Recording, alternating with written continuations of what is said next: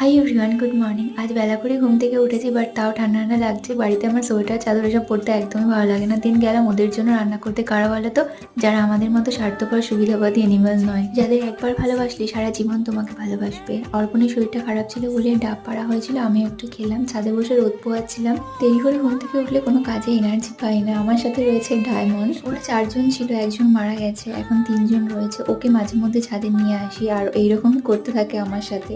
বিকেলবেলা রেডি হয়েছিলাম বেরোনোর জন্য। অ্যাকচুয়ালি অর্পণের সঙ্গে দেখা করতে যাব, ও দাঁড়াবে এক জায়গায়, একটা ইম্পর্টেন্ট কাজ আছে। আজকে রোদ্দুরটা ভীষণ ভালো লাগছিল।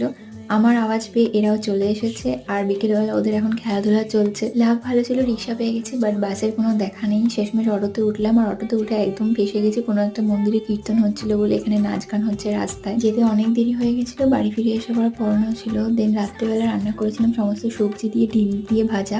তো এইভাবেই কাটলো আজকের দিনটা। বাই।